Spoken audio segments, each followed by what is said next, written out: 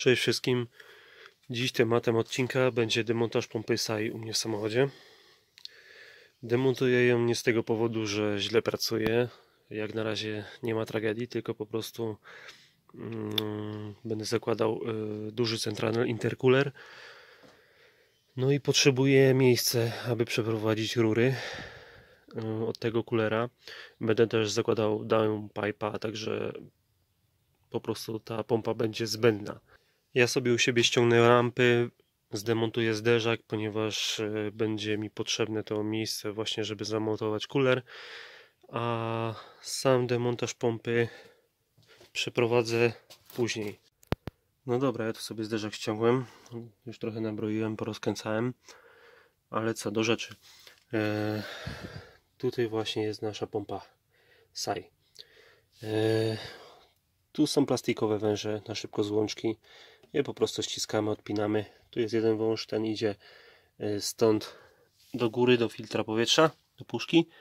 Tu później go sobie zaślepimy, najlepiej nakrętką od Pepsi albo od czegoś. Fajnie wchodzi, pasuje. Później drugi wężyk, ten co idzie, on idzie sobie, już wam pokazuję, tu do tej rurki. O.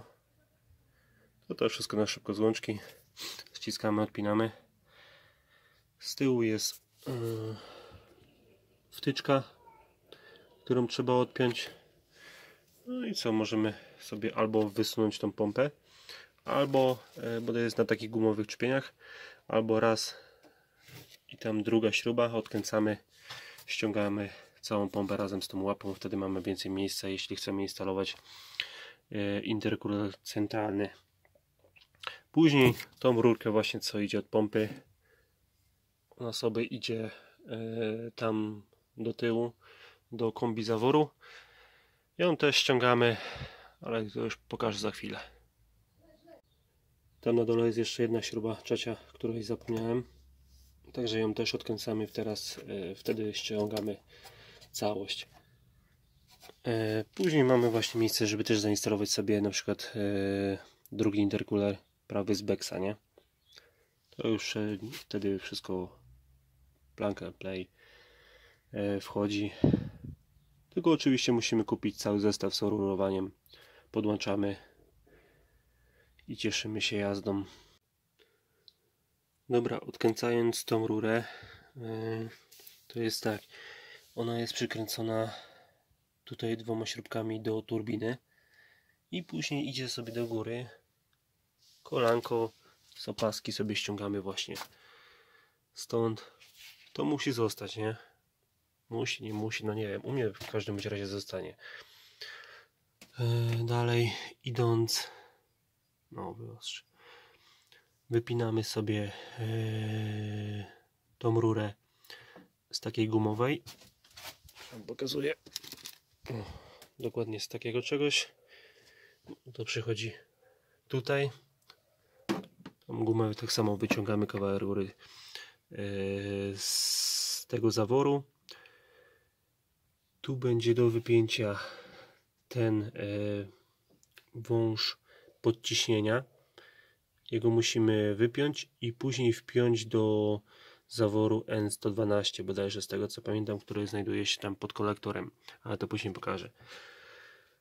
Nasz zawór kombi jest przykręcony do silnika na 3 imbusy, bodajże szóstki.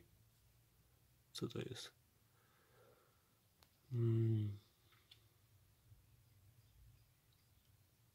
Nawet nie wiem. Prawdopodobnie 6 albo 5 imbus. Grzechotką tam nie dojdziemy. Musimy wziąć sobie takiego zwykłego imbusa, bo inaczej tego no nie ma jak tam dojść po prostu. I już wam pokazuję te śruby. Gdzie ona jest?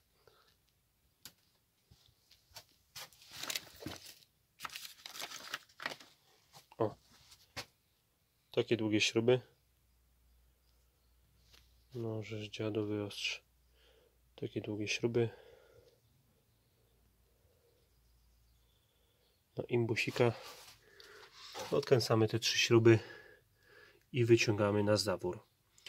Później, jak już wyciągniemy zawór, musimy sobie te miejsce dokładnie wyczyścić i musimy założyć taką zaślepkę. To można kupić na Allegro, na AliExpress. Ja kupiłem z Allegro, ponieważ no moim zdaniem jest dużo lepsza, grubsza przede wszystkim. To kosztuje, nie wiem, w granicach 30-40 zł. Takie coś mamy, od razu z uszczelką, śrubki. To wkręcamy w blok i mamy święty spokój. No dobra, jak już sobie wyciągniemy ten kombizawór, musimy dokładnie tam miejsce po nim przeczyścić. To wgłębienie przede wszystkim, bo tam musi wejść uszczeleczka. No i tak to mniej więcej wygląda. Dziura została, jest fajny teraz dostęp do czujnika temperatury, do całego krójca. No mi się oczywiście leje coś tam, muszę do niego zajrzeć, no ale fajnie się miejsce zrobiło. A sama zaślepka wygląda w ten sposób. Tak to wygląda. Myślę, że będzie szczelnie.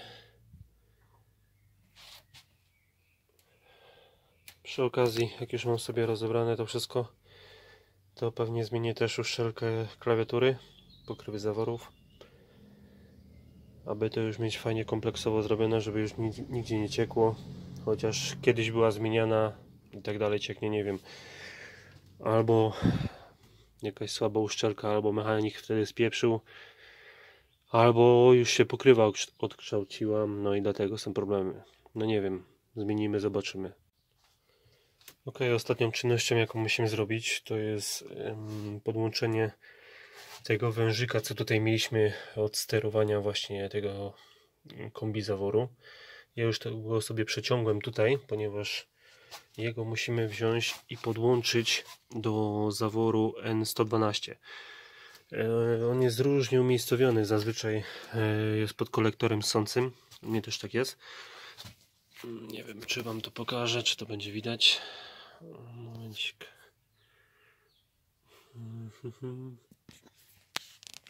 Może w ten sposób. Dobra, ogólnie słaby dostęp, żeby Wam to pokazać, ale ja ten wężyk już tutaj sobie wyciągłem i nasz zawór, zaraz Wam pokażę, ten N112, on jest tutaj, to jest ten bodajże zielony, z niego ten wężyk wychodzi, szedł właśnie do sterowania tamtym kombizaworem, ale musimy to zapętlić. Ten zawór ma tam, nie wiem czy będzie widać,